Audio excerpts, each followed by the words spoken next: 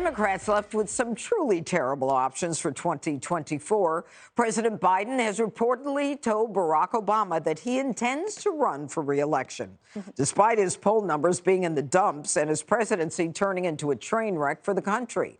But his party may have no other choice. Have you seen the alternative? You haven't been to the border. And I haven't been to Europe. And I don't understand the point that you're making. Talking about the significance of the passage of time, right? The significance of the passage of time. So when you think about it, there is great significance to the passage of time. Aye. And this one has got to sting. A Washington Post writer bumping Kamala Harris down on their 2024 Democratic presidential contenders list, putting her behind Pete Buttigieg. Okay, let's start with Joe Biden, though.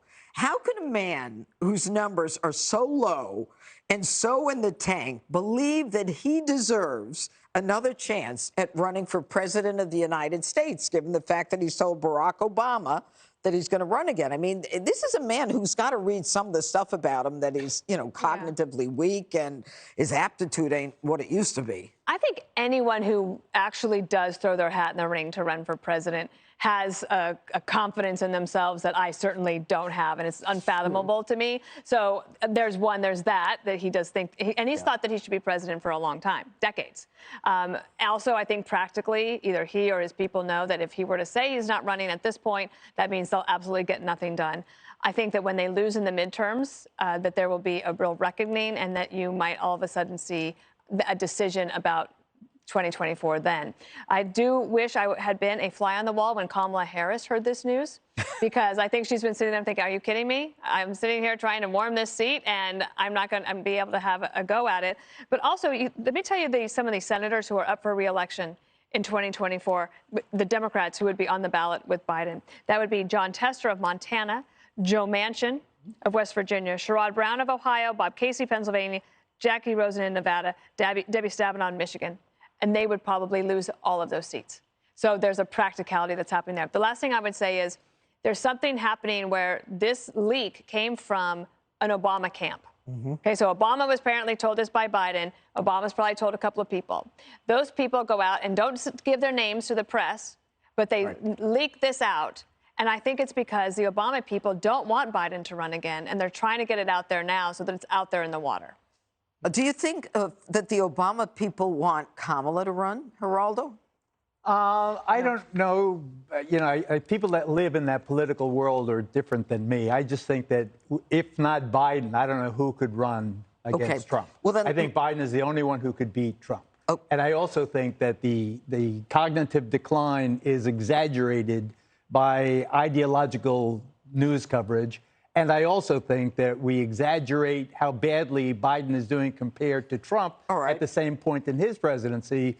According to 538, Biden is slightly ahead of Trump at this point of his presidency. All right. Let me ask you then about Hispanic voters who were disillusioned and disenchanted with Joe Biden. Just 26%, according to Quinnipiac polls, support Biden. That is very unusual. It is devastating. And I mentioned today and the last week, I think that, in my opinion, Hispanics are more interested in inflation and the economy than they are issues like, the raging fire over immigration. That's less relevant to most Hispanic families. I think they don't like Biden because he's into bed with the progressives, and most Hispanics, many of them, are conservatives. But you're saying they're more concerned about food and inflation, but not the border? They're concerned about the border, too. The Hispanics, many of them, are very concerned about the illegal immigration. But you know what? I want to go to you, Greg. I want to talk about Kamala Harris. Yes. And I want to ask you to listen to this. It costs more money at the pump. She said this at a DNC meeting last night or the night before. So far, so good. Yeah, it costs more money at the pump, and we have to deal with that. We need to acknowledge, but also need to keep with our program around making it easier to get by day, which means, again, going back to childcare. She just said that in the last 24, 48 hours. She's this generation's Hemingway. I don't see how you can. That made total sense to me. Everything she just said. You know what causes inflation? Rising prices. She also, what she did? She went to Hollywood. Do you know that? She went to Hollywood. Yes. And the reason why she went to Hollywood is because she needed to find a group that is even more unpopular than her. To do that so she appears a little bit more competent. It's why I hang around Dana and you, Judge.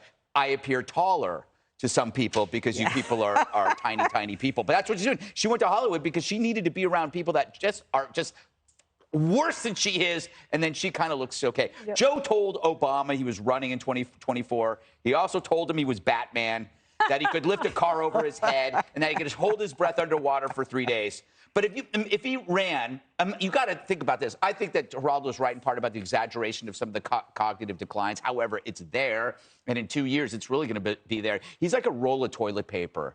Every day you can see it getting less and less there.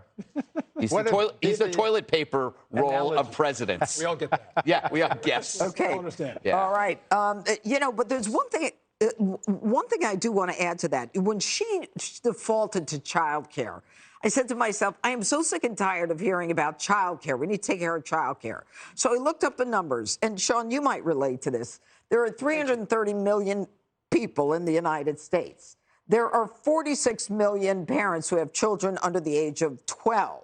So they keep saying child care is the most important thing. But out of 330 million, 46 million have kids under the age of 12. I'm sure a lot of them don't need the additional child care. Listen, but why do they keep defaulting to that? Because it's a switcheroo, right? Don't look at inflation. And if your prices are going up at the gas pump, if your prices are going up at the grocery store, we're going to help you with child care. It's an answer they can have to the problems that people face. I got to tell you what, I disagree with Geraldo in the sense that Donald Trump is hoping that Joe Biden runs again. That is the best matchup ever, number one. Number two, with Hispanics, they do care about inflation, but they also care about the CRT and the transgenderism that's being taught to their kids in school. I agree. That does not fit their values. And so I do think Joe Biden has worked a lifetime to be president. He's there. He is not going to leave. The only way he leaves is when the liberal media decides that he has to go. And if they turn on him and start telling the truth about who he is, the liberal media will decide if he's in or out.